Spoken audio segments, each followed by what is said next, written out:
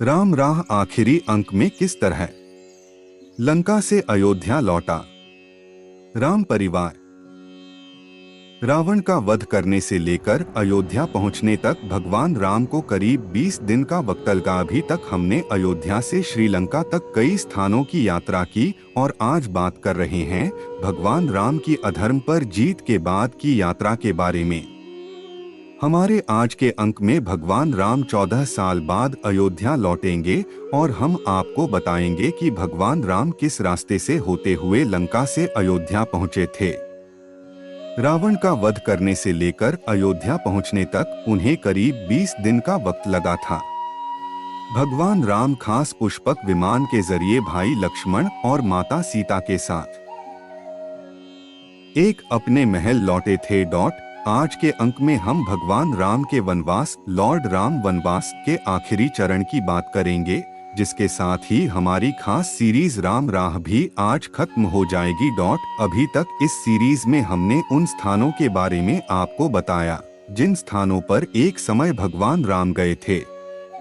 इस सीरीज में भगवान राम की अयोध्या से जनकपुर तक की यात्रा, अयोध्या से लंका तक की यात्रा, लंका में रामायण से जुड़े स्थान और भगवान राम के अयोध्या वापसी तक की यात्रा के बारे में बताया गया है। इस सीरीज में श्रीलंका के भी उन स्थानों के बारे 2 में विस्तार से बताया गया है जो माता सीता से जुड़े हैं। पिछले अंक में क्या बताया था? अगर पिछले अंक की बात करें तो इस अंक में आपको श्रीलंका यात्रा पर लेकर गए थे। दरअसल अधिकतर रिपोर्ट्स में भगवान राम के अयोध्या से रामेश्वरम तक की कहानी बताई जाती है, लेकिन हमने आपको श्रीलंका के भी स्थानों के बारे में बताया। हमने बताया था कि कहां अशोक वाटिका थी, कहां से भगवान राम ने लंका को जलाना शुरू किया था और कहां माता सीता ने अग्नि परीक्षा दी थी। इसमें आज का श्रीलंका और उस वक्त की लंका के बारे में काफी 3 जानकारी दी गई थी और बताया गया था कि वहां रामायण से जुड़े क्या प्रसंग। इस अंक में क्या है खास? इस अंक में बात होगी भगवान राम के लंका से अयोध्या वापस आने की। इस अंक में हम बताएंगे कि किस तरह भगवान राम अयोध्या आए थे। इस अंक में भी रामायण के कुछ खास प्रसंगों से जुड़े स्थानों के बारे में आपको पता चलेगा, जिसमें राम ने ब्रह्मा हत्या की तपस्या कहाँ की थी, भरत से मिलाप कहाँ हुआ था, धनुषकोटि में सेतु को क्यों तोड़ा था आदि प्रसंग शामिल हैं। तो जानते हैं अधर्म पर धर्म की जीत के बाद भगवान राम के अयोध्या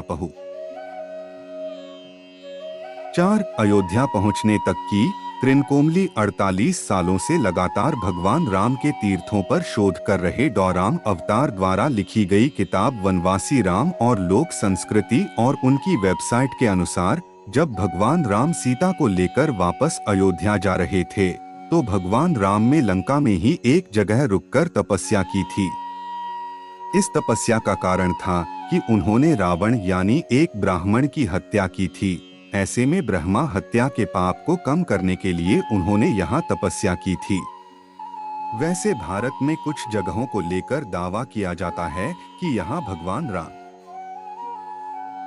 5 भगवान राम ने रुककर ब्रह्महत्या के पाप को लेकर तपस्या की थी। धनुषकोटि भगवान राम इस रास्ते से होकर लंका में गए थे, लेकिन जब भगवान राम वापस आ रहे थे तो भी वे धनुषकोटि होकर वापस गए थे।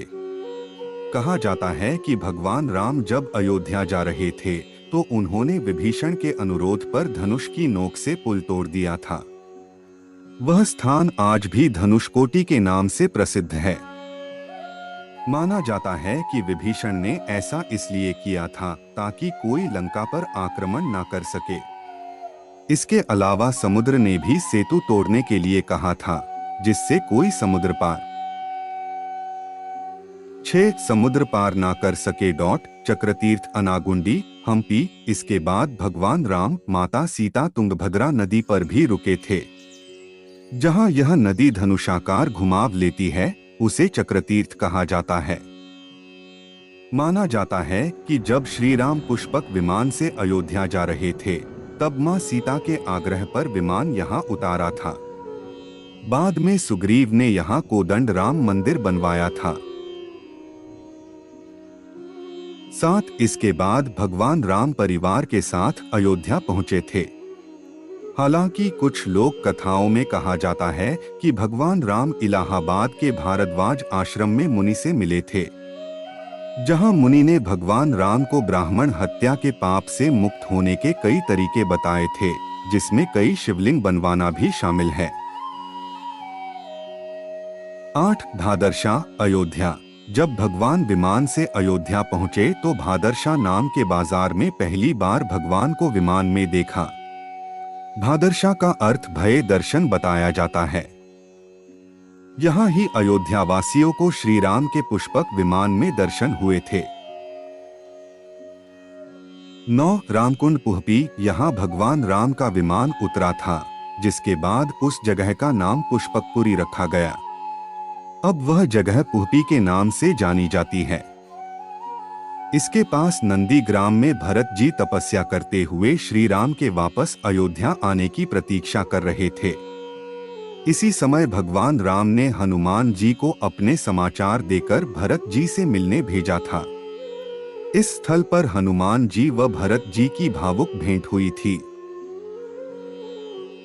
10 भरत कुंड नंदीग्राम। इस जगह के लिए कहा जाता है कि यहाँ श्री राम और भरत का भावुक मिलन हुआ था।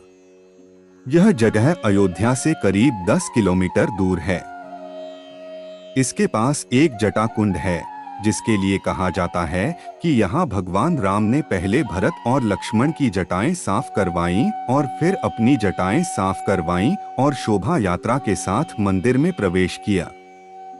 इसके अलावा इसके आसपास कई जगह हैं, जिनके लिए अलग अलग प्रसंग जोड़े जाते हैं। इनमें एक सुग्रीव कुंड है, जिसमें सुग्रीव ने स्नान किया था। वहीं एक हनुमान सीता राम कुंड है। 11 जहां क्रमश हनुमान सीता राम ने स्नान किया था। भगवान राम के अयोध्या में पहुंचने के बाद उनका स्वागत किया और उस दिन पूरी अयोध्या में घी के दिए जलाए, जिस दिन को आज हम लोग दिवाली के रूप में मनाते हैं। इसके साथ ही भगवान राम की वनवास यात्रा समाप्त होती है। यह सीरीज का आखिरी अंक था।